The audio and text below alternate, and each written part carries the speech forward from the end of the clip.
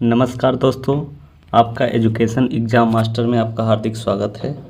जैसा कि आप लोग जान रहे हैं, मैंने आप लोगों को पहला क्लास पढ़ा चुका है। हम लोग वासुदेव नंदन की बुक से टॉपिक वाइज पढ़ रहे हैं। तो आज दूसरी क्लास है इसमें आज हम पढ़ेंगे पंचमा अक्षर और अनुस्वार क्या है। तो इसमें चलिए देखते हैं क्या है। हिंदी में अनुनासिक वर्णों की संख्या कितनी है? 5 है। कौन कौन से? डंग, ञ, ड़, न और म। ये 5 पंचमा अक्षर कहलाते हैं। तो पूछता भी है क्वेश्चन कि पंचमा अक्षरों की संख्या कितनी होती है?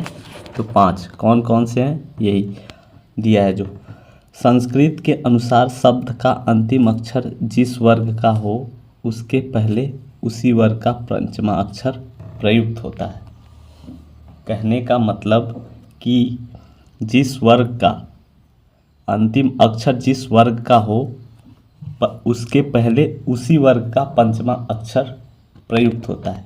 जैसे चंचल अगर लिखा है तो इसमें जो है ऐसे करेंगे चंचल, क्योंकि जिस वर्ग का अंतिम अक्षर जिस वर्ग का उसके पहले उसी वर्ग का पंचमा अक्षर च है तो उसी के पहले का पंचमा अक्षर प्रयुक्त होता है।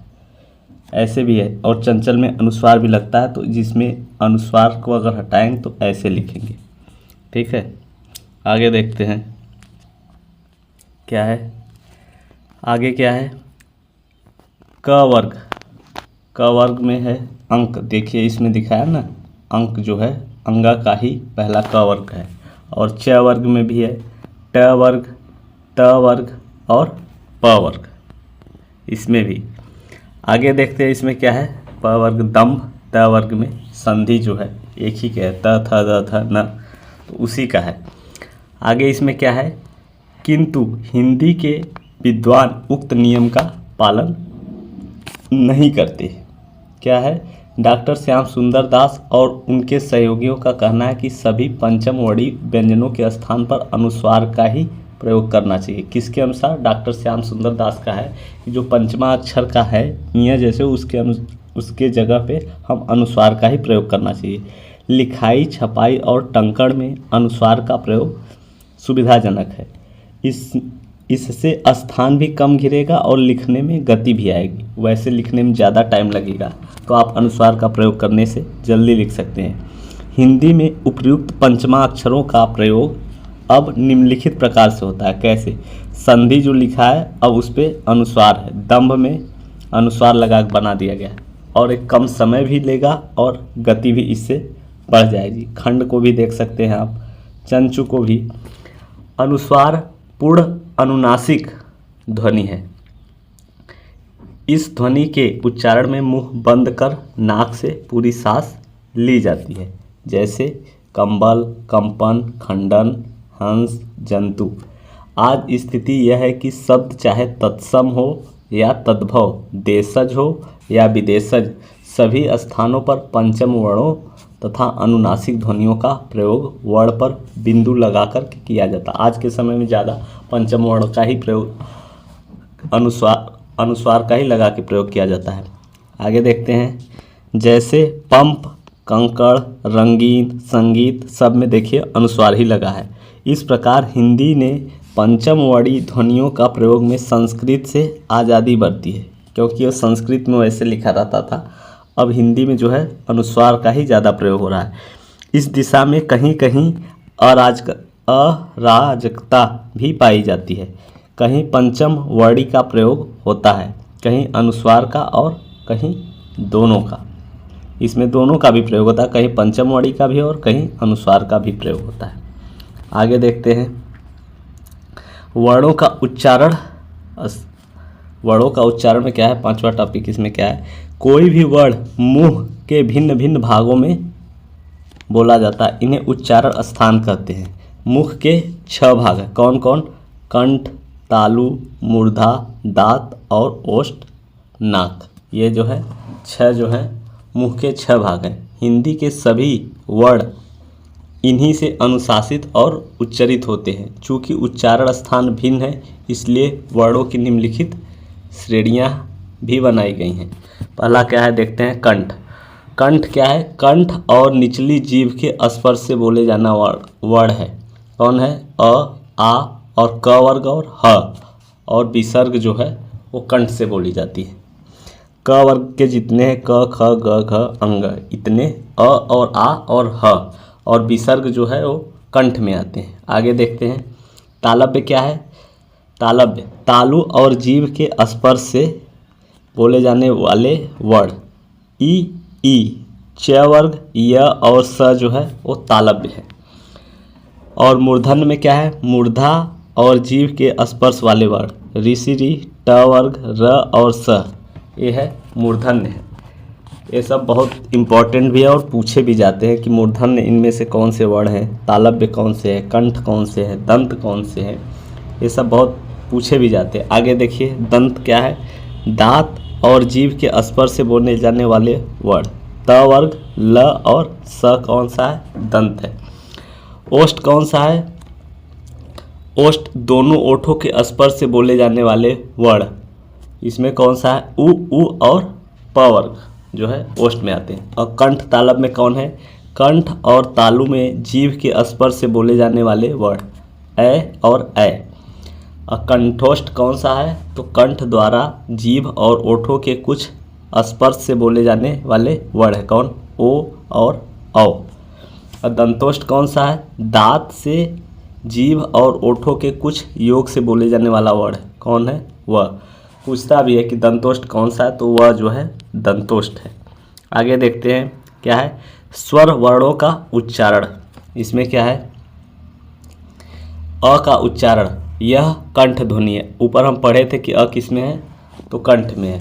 इसमें व्यंजन मिला रहता है, जैसे क और अ में इसमें व्यंजन और स्वर जो है मिला हुआ है। क जब यह हिंदी व्यंजन में नहीं रहता, जब यह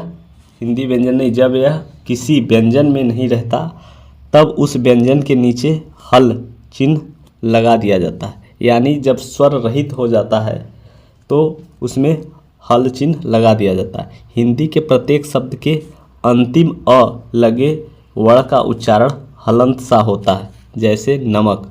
इसमें जो है अंतिम का स्वर हटा दिया गया है। रात, दिन, मन, रूप, पुस्तक, किस्मत इत्यादि।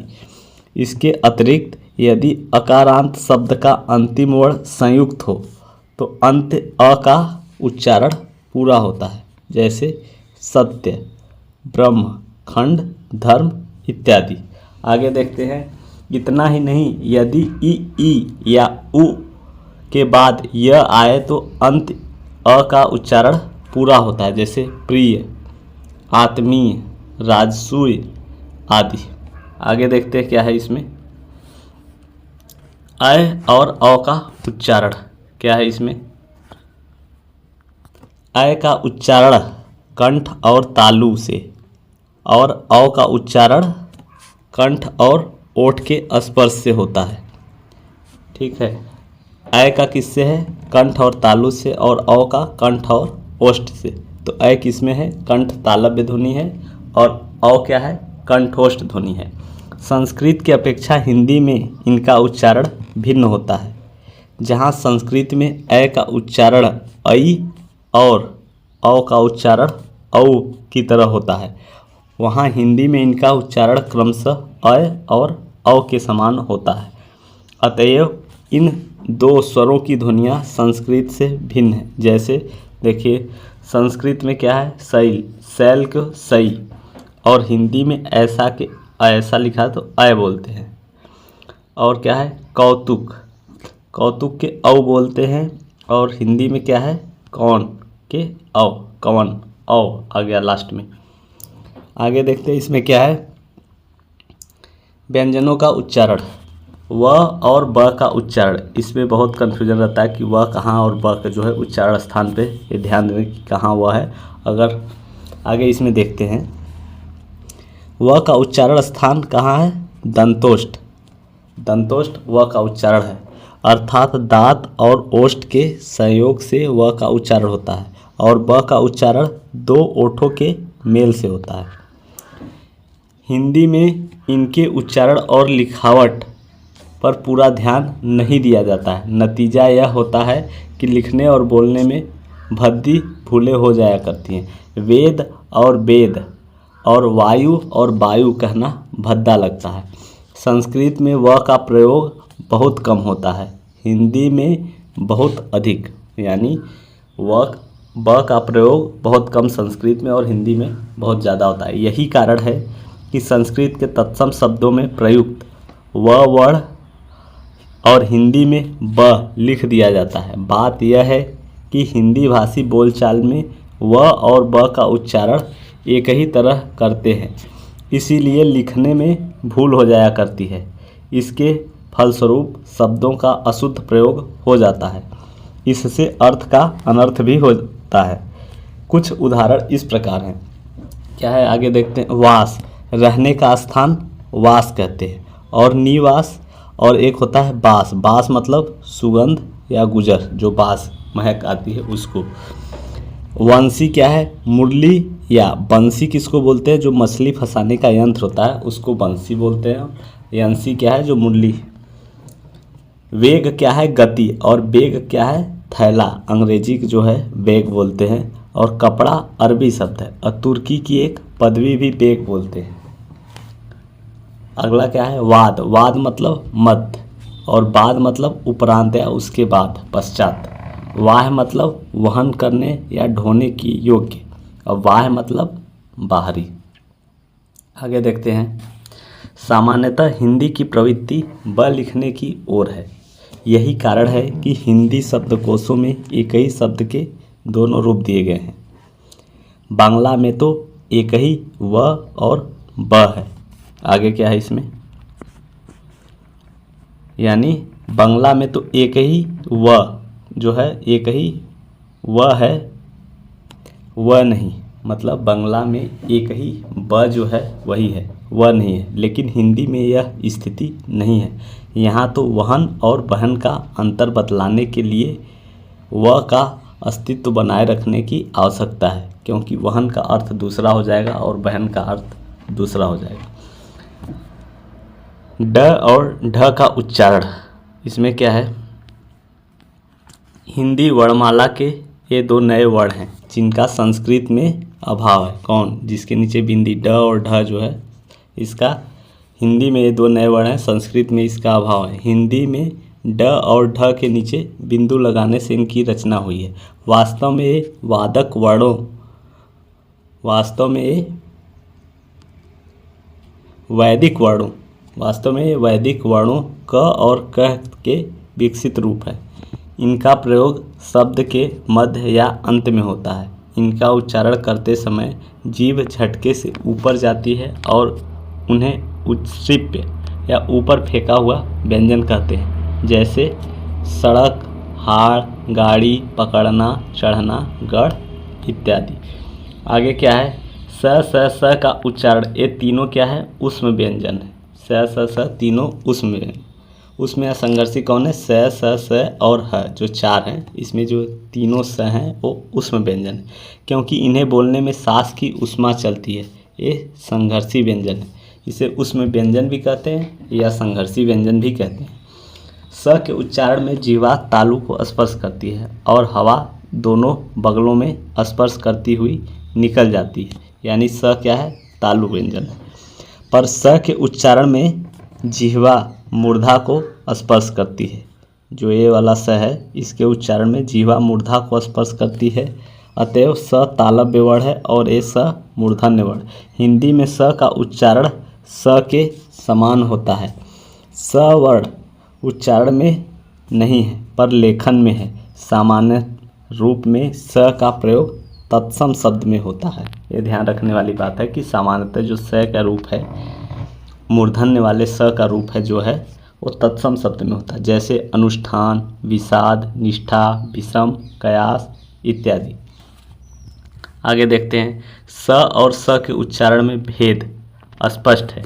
जहाँ स उच्चारण में जिह्वा तालु को स्पर्श करती है, वहाँ स के उच्चारण में, सड़क वाला जो स है, इसके उच्चारण में जिह्वा दांत को स्पर्श करती है। और ये स वर्ण सामान्यतः संस्कृत फारसी, अरबी और अंग्रेजी के शब्दों में पाया जाता है, जो तालु वाला स है ये। जैसे पशु, अंश, शराब, शीशा, लाश, स्टेशन, कमीशन इत्यादि। हिंदी की बोलियों में स का स्थान स ने ले लिया है, यानी दोनों स के स्थान पे एक ही स ले लिया है। स और स के अशुद्ध उच्चारण से गलत शब्द बन जाते हैं, उनका अर्थ ही बदल जाता है। अर्थ और उच्चारण के अंतर का दिखलाने वाले कुछ उदाहरण इस प्रकार हैं, जो शब्द स के अर्थ बदल जाते हैं। आगे देखते हैं यहाँ क्या है। अंश, अंश माने भाग, और ये जो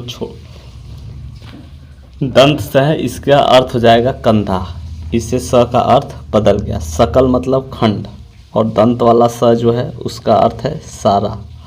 और जो तालु वाला स है इसका अर्थ है बाढ़, और जो दंत स है इसका अर्थ सर माने तालाब होता है।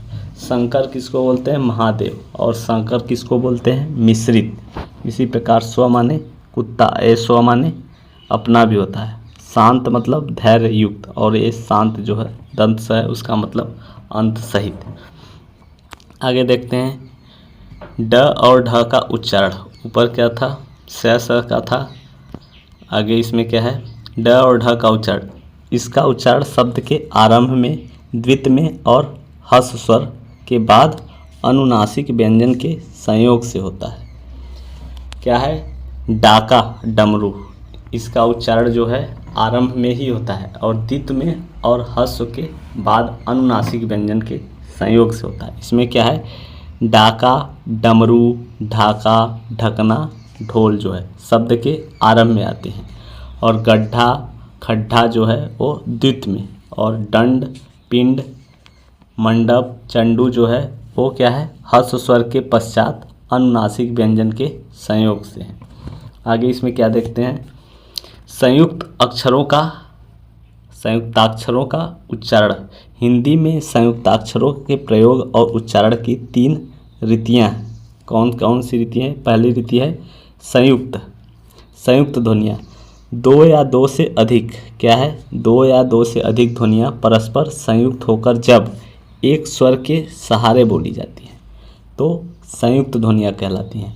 अधिकतर संयुक्त ध्वनियाँ तत्सम शब्दों में मिलती है। यह ध्यान रखने वाली बात है कि अधिकतर जो है संयुक्त ध्वनियाँ तत्सम शब्दों में मिलती हैं। शब्द के आरंभ में ध्वनियाँ प्रायः पाई जाती हैं, मध्य में और अंत में अपेक्षाकृत कब।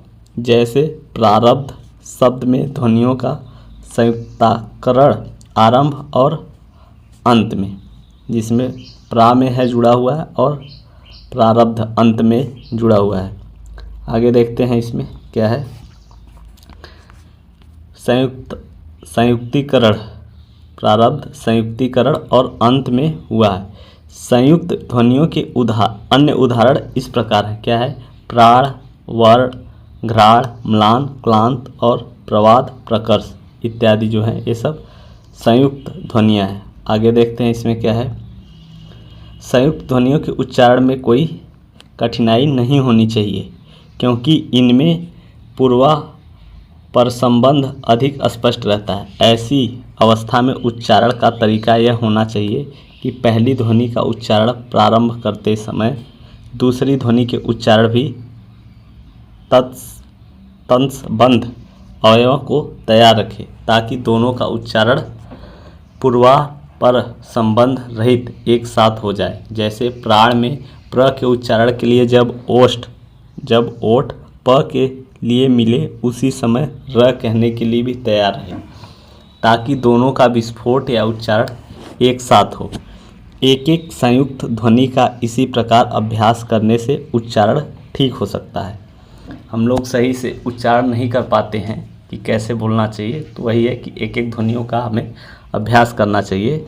ऐसा न होने के कारण ही लोग स्नान का अशुद्ध उच्चारण स्नान या स्नान और स्कूल का स्कूल और सकूल कर बैठते हैं, ये ऐसे ही बोलते हैं। आगे देखते हैं इसमें क्या है? संपृक्त ध्वनियाँ। एक ध्वनि जब 2 व्यंजनों से संयुक्त हो जाए तब संपृक्त ध्वनियाँ कहलाती हैं। क्या है, जब एक ध्वनि दो व्यंजनों से संयुक्त हो जाए। जैसे संबल, जिसमें ब और म दोनों है, वो संयुक्त व्यंजन है। यहाँ स और ब ध्वनियों के साथ म ध्वनि संयुक्त हुई है। आगे देखते हैं इसमें क्या है, युग्मक ध्वनियाँ, जब एक ही ध्वनि का द्वित्व हो जाए, जब एक ही ध्वनि हो और वह दो बार युग्मक ध्वनि कहलाती है। जैसे दिक्कत, इसमें क जो है वो दो बार आ गया, युग्म हो गया है जब एक ही ध्वनि। अक्षुण, उत्फुल्ल, प्रसन्नता, युग्मक ध्वनियाँ अधिकतर शब्द के मध्य में आती है। क्या है, युग्मक जो ध्वनियाँ हैं वो अधिकतर शब्द के मध्य में आती हैं। इस नियम के अपवाद भी हैं, जैसे उत्फुल्ल अंत में आया है, गप ये भी है, इसके अपवाद भी। इन सारी ध्वनियों का उच्चारण अभ्यास की अपेक्षा रखता है। जो ये सब बोले जाते हैं इसके अभ्यास की ज़रूरत है ताकि हम शुद्ध उच्चारण कर सकें। आगे देखते हैं क्या है, अक्षर के दो प्रकार हैं, कौन कौन से, बद्धाक्षर और क्लोज सिलेबल और मुक्ताक्षर यानी फ्री अथवा ओपन सिलेबल।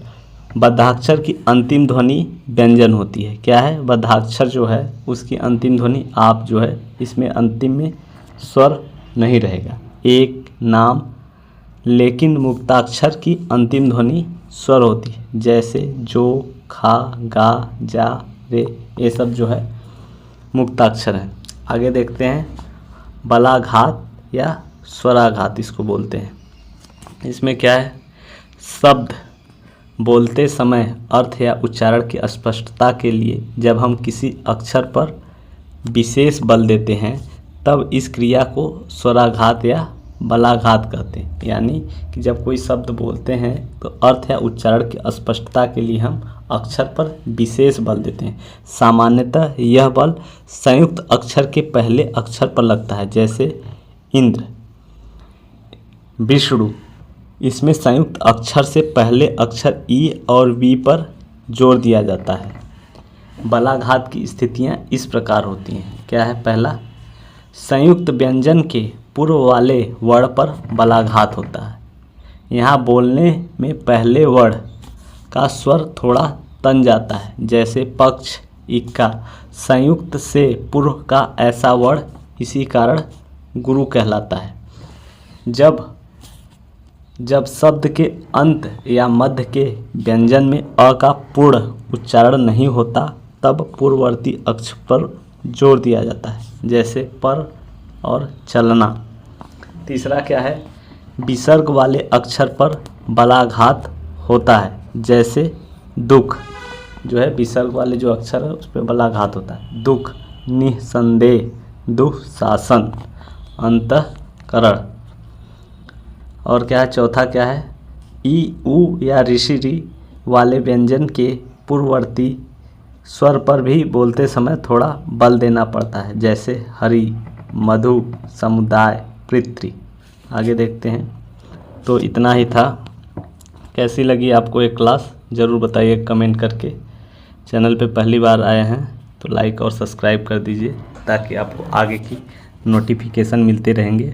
हम अगला भी इसी तरह क्लास आगे भी पढ़ते रहेंगे। इसमें ये दूसरा क्लास था, आगे भी हम डेली इस पे 1 या 2 क्लास डेली इस पे पढ़ाते रहेंगे आप लोगों को। धन्यवाद।